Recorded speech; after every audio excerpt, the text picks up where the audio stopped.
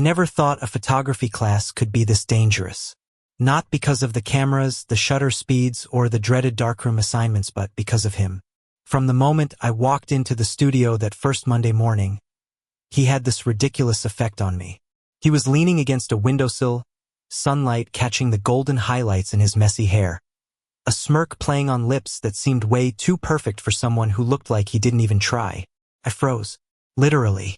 For a full 3 seconds, I didn't know if I was supposed to grab a camera or just stare like a complete idiot. My name is Jamie, and I have always been terrible at handling people who make my chest do the "oh no, what is this thing?"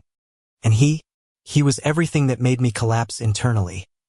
Confident, warm, and annoyingly cute when he laughed at his own jokes.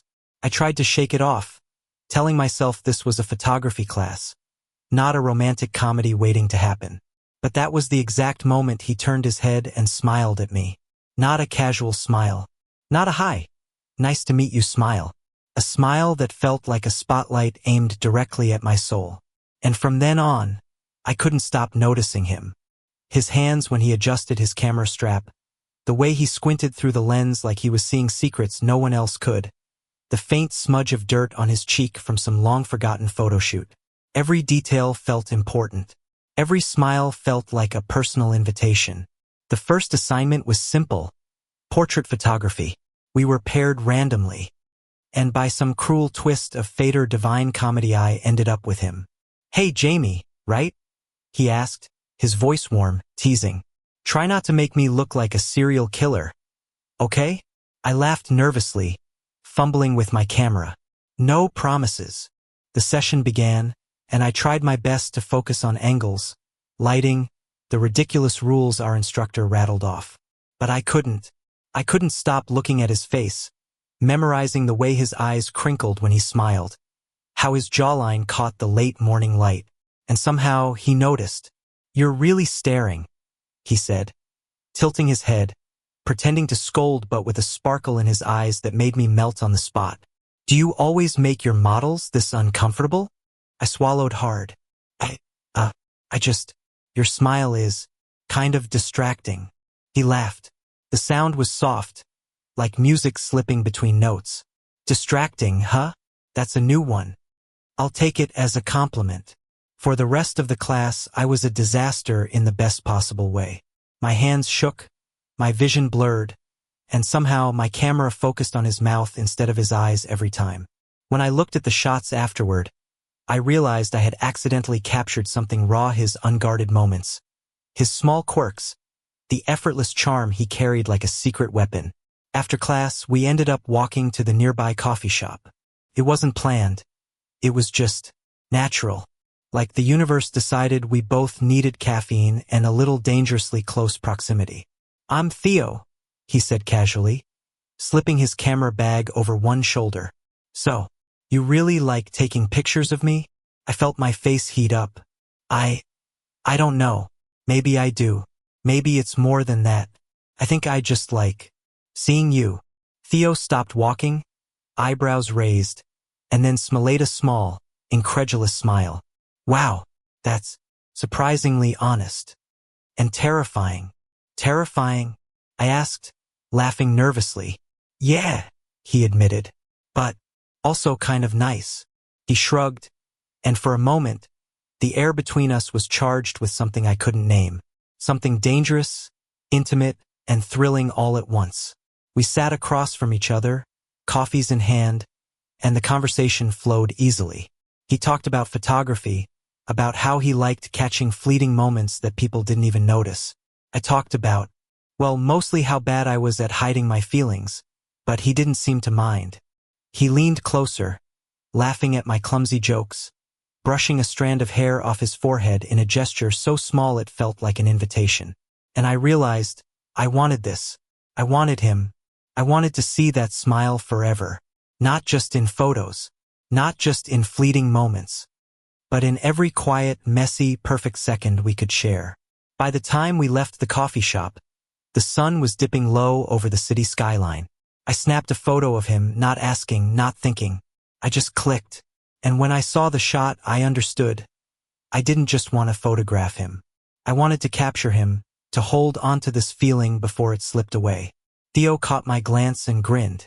You really can't stop, huh? I shook my head. No. And I don't want to. Something unspoken passed between us then. A promise maybe, or just the dangerous thrill of a beginning. My heart raced, my hands tingled. And for the first time in a long while, I didn't care about rules or logic or what anyone else might think. I just wanted to be near him. After that day, something shifted between us. It wasn't dramatic, not in the way movies make it seem.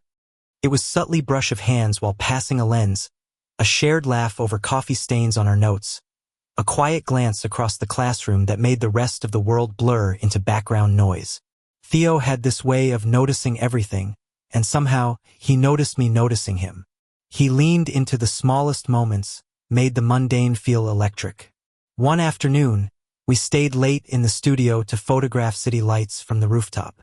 The sun had disappeared, leaving streaks of pink and orange behind glass towers. I lifted my camera, trying to focus on the skyline, but Theo's face kept creeping into my viewfinder.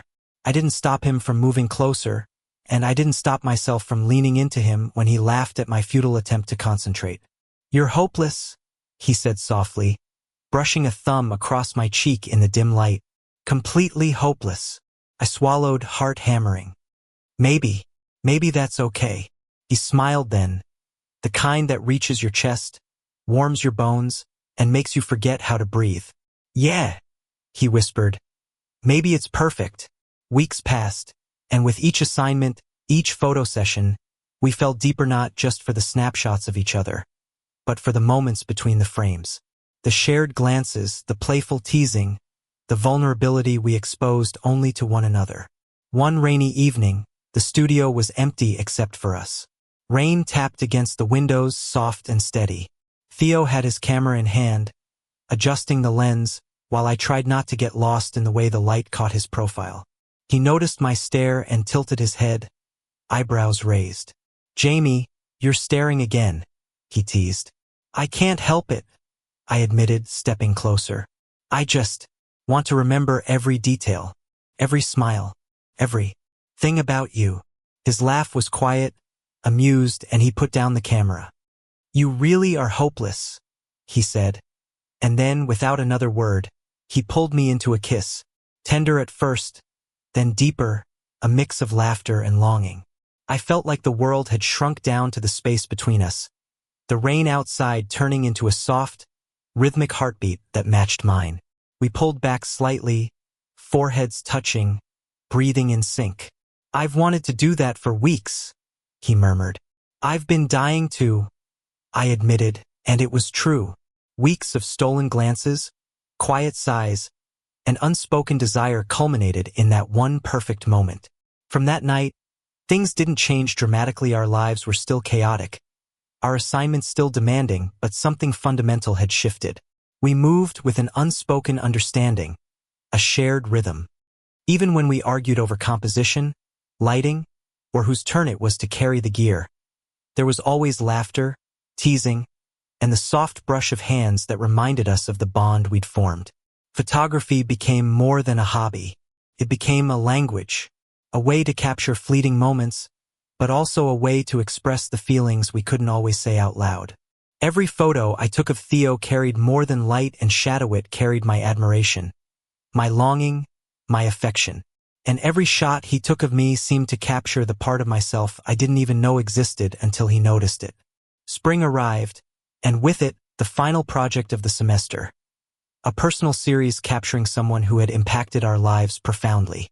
There was no question whose smile would fill my frame. Theo agreed, leaning against a sunlit wall, teasing me about overexposing his cheekbones, laughing when I argued that the light was perfect. When the day came to present our series, I watched him walk into the classroom, his eyes catching mine, and I felt my chest tighten in the best possible way. I held up the photos one by one, each frame telling a story, each image a testament to the bond we had formed. Theo's smile, unguarded and genuine, filled every shot, and I knew he understood it wasn't just about photography. It was about us. After class, we walked together under the budding trees lining the streets, the city buzzing around us, but we were in our own quiet world. He slipped his hand into mine effortlessly, like it had always belonged there. "Jamie," he said, squeezing my hand gently, "you don't need to capture my smile forever. I'll give it to you, anytime you want." I laughed softly, leaning into him. "I think I'll still take pictures, just to have proof that this is real." He smiled, resting his head against my shoulder. "It is real, and it's just the beginning." For the first time in a long while, I believed him.